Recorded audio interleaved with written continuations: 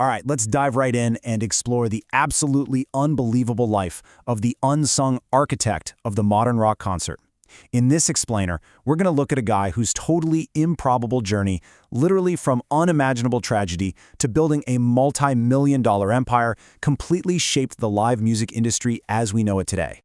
So, think about this for a second.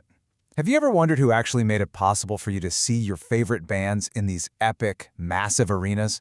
Or, who figured out that fans would gladly pay top dollar for a t-shirt at the merch stand?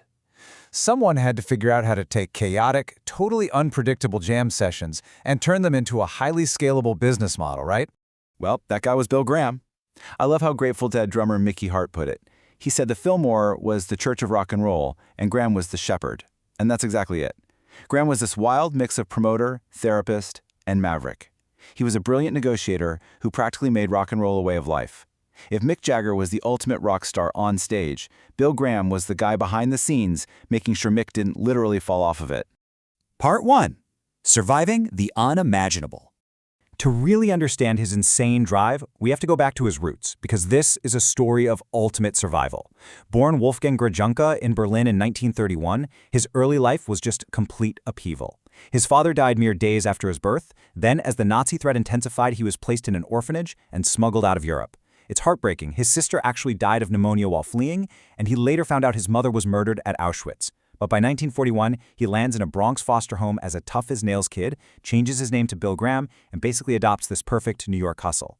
Fast forward 10 years to 1951, he's drafted into the U.S. Army for the Korean War, and he actually earns a Purple Heart and a Bronze Star for bravery. I mean, the deck was completely stacked against him from day one, but he fought through every bit of it.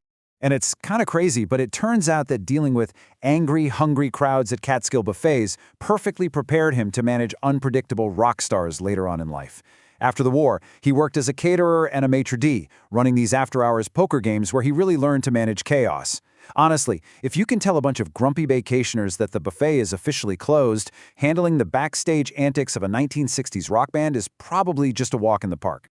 Moving on to Part 2. Building the Fillmore Empire.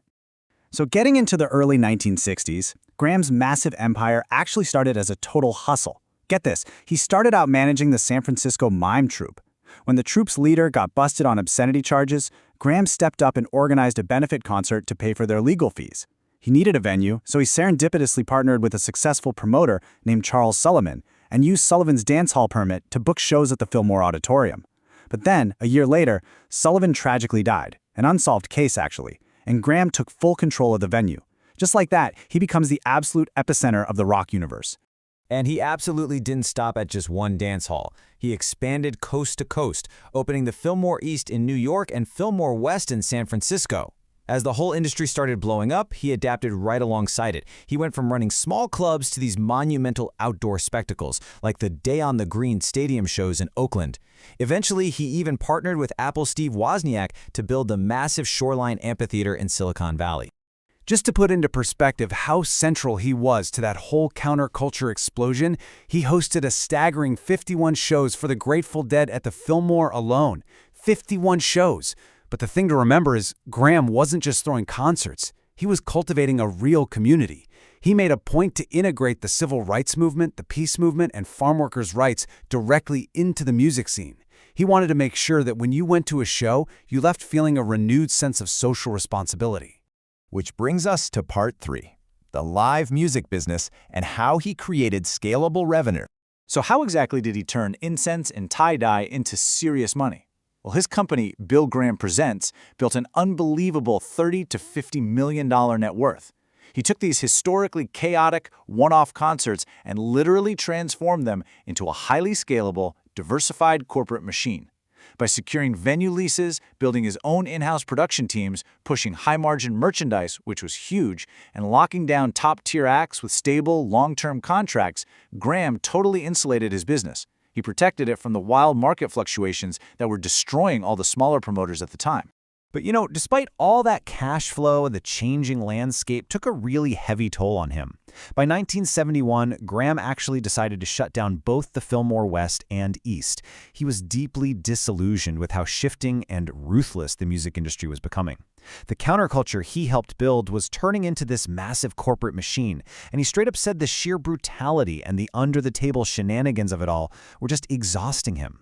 Actually, scratch that. He didn't just walk away forever, he pivoted. He went right on to shape massive cultural milestones alongside major tech titans. He co-organized the legendary US Festival and helped run the entire American side of Live Aid. On top of that, he left behind this highly valued aesthetic legacy. He commissioned over 300 of those iconic BG series concert posters, pushing the boundaries of offset lithography and daylight fluorescent inks. Those posters are absolute collector's items today, and they've maintained incredible brand equity for his archives long after the concerts actually ended. Part 4. A tragic end and an enduring legacy.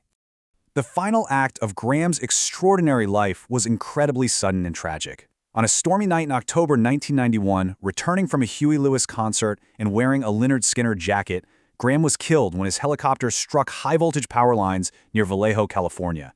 In the blink of an eye, the music world lost its loudest, most passionate champion. But man, his immeasurable impact was cemented almost immediately. The very next year, he was posthumously inducted into the Rock and Roll Hall of Fame. Today, if you walk near the original Fillmore site in San Francisco, there's a massive mural memorializing him. And most importantly, his business strategies, his absolute obsession with the fan experience, and his structural blueprint, they all still strictly dictate how stadium tours and music festivals operate to this very day. And that leaves us with a final thought for today.